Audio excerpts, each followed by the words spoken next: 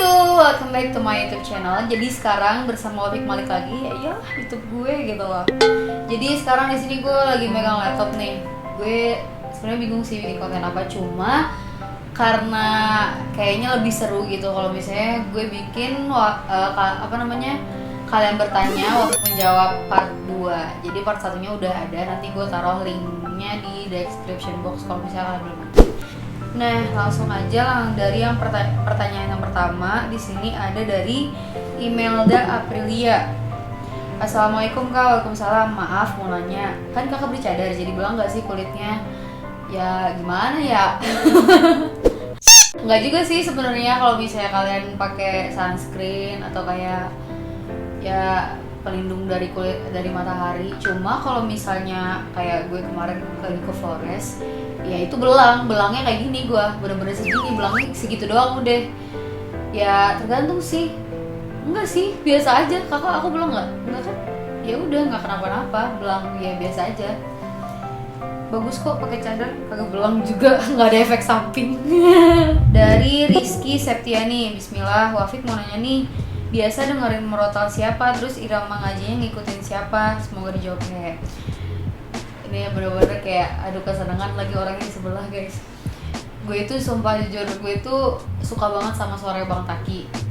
Suka banget suara segala macam apa yang diikutin iramanya sama Bang Taki. Jadi gue itu sebelum tidur pasti banget selalu dengerin murotalnya Bang Taki gitu. Cuma gue suka anak-anaknya anak Amar Channel. Anak Amar Channel kan kayak ada Kak Bang Taki, Kak Boim, terus Bang Salim, Bang Zamil, segala macam. Gue suka semuanya sih. Cuma dari semua itu gue paling suka sama Bang Taki, mengalahkan Syekh yang lain. Tuh Bang Taki, gue tuh fans nomor 1 gitu loh. Kayak lu harus bangga punya fans kayak gue. Gue suka kalau irama, gue suka Hijaz. Sebenarnya banyak sih. Gue dulu, gue sedikit cerita aja sih. Gue dulu ikut lomba kayak HKMT gitu kan, pakai nada-nada gitu. Jadi gue belajar gitu guys. Intan dari Intan Sahiba. Bismillah, semoga dibalas Kak Wafik. Kalau just tips skincare Korea di mana Kak yang ori? Beneran aku cari isinya kayak nggak ori, harganya beda jauh, jadi takut. Atau netizen Kak Wafik yang tolong saranin dong. Jadi gue biasanya just tip Korea itu di @themakeup_choice tuh, The Makeup Choice. Gue promotin secara nggak langsung. Kurang baik apa gue? Tapi serius, itu tuh jauh lebih murah, parah banget. Dari Nur Official. Ini gue nggak bohong lagi sih yang nanya kayak gini. Kakak saudaranya Taki Malik ya? Next dari Lisa. Assalamualaikum warahmatullahi wabarakatuh. Waalaikumsalam. Kak Wafik mau tanya juga dong, kan cadar atau niqab itu identik dengan orang-orang yang hafiz Quran, kalem, berilmu tinggi dan lain-lain. Nah, menurut Kak Wafik boleh nggak sih kita yang masih pakai ilmu, iman, kadang daun dan lain-lain pakai cadar? Karena jujur sih pengen banget pakai cadar tapi nggak pede dengan amalanku. Guys, begini ya, orang yang pakai jangan sekali-kali kalian melabelkan orang-orang yang bercadar itu benar-benar orang yang suci tanpa dosa. Dia cuma kalangan yang amalannya tinggi, yang ilmunya tinggi, itu nggak sama sekali. Karena Wafik pun di sini jujur masih belajar. Dan teman-teman semua jangan nggak pede atau kayak minder karena teman-teman yang bercadar yang lain hafiz Quran dan lain-lain.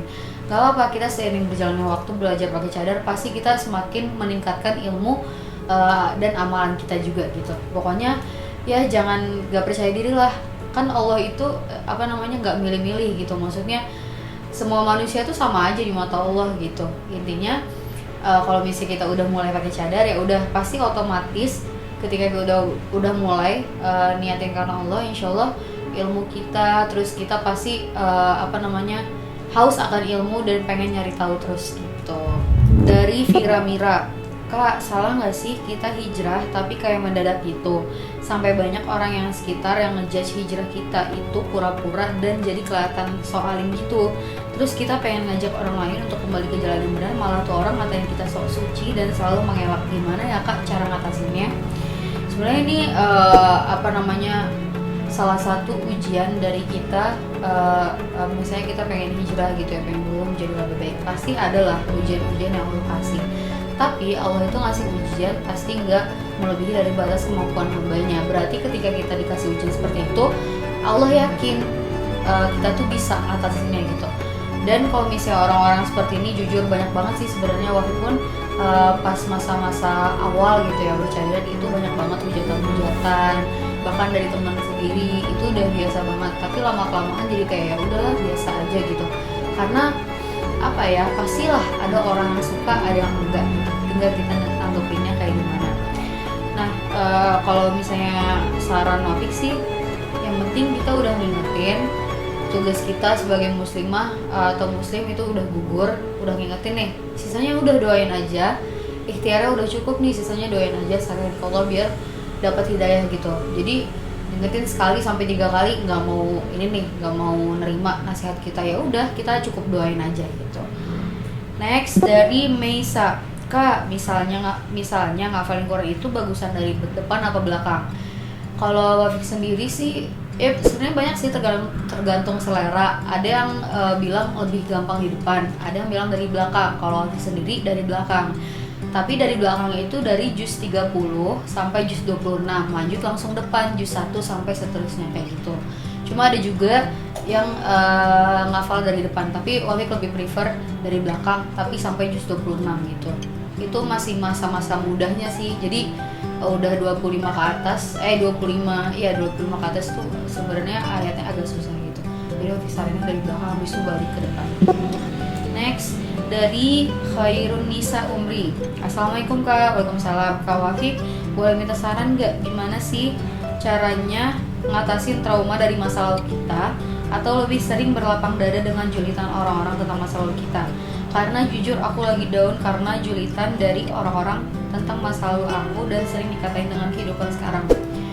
Ya namanya masa lalu pasti ya udahlah berlalu, itu masa lalu kita, dan masa sekarang itu beda dengan masa lalu. Makanya ketika kita bertemu seseorang, jangan pernah kayak kita menggali masa lalu seseorang tersebut dan bikin mereka tersinggung gitu. Jadi kalau misalnya ada orang yang kayak gini ya, orang-orang macam spesies kayak gini, udah deh diamin aja, jangan terlalu dihirauin, jangan terlalu dimasukin ke hati. Kalau misalnya sendiri sih ya sampai sekarang pun pastilah ada yang menghujat. Intinya sehebat apapun kita, sealim apapun kita, setinggi apapun ilmu kita, sekalipun dia seorang ustadz, sekalipun dia seorang ulama, nggak akan pernah lepas dari omongan manusia. Itu kalian harus ingat hal itu. Karena ibaratnya ustadz aja, ulama aja, ibaratnya udah alim banget, ilmunya tinggi, masih banyak yang nge-hate, ya nggak sih? Jadi kayak ibaratnya ya kita ini apa sih gitu loh. Jadi ya udah, pokoknya jangan dimasukin ke hati. Kita bercoba untuk bersikap bodo amat. Kita yakin bahwa yang kita lakukan ini baik, udah kita jalanin aja dengan ikhlas dan tulus. Pokoknya udah hirauin aja orang-orang kayak gitu, dan tunjukin bahwa kita nih dengan begini pun kita bisa loh menjadi orang yang berprestasi dan bermanfaat untuk orang lain gitu. Ya udah, pokoknya kayak gitu ya guys. Pokoknya kalau misalnya ada hal-hal yang seperti itu, tadi ikutin saran Wafik aja.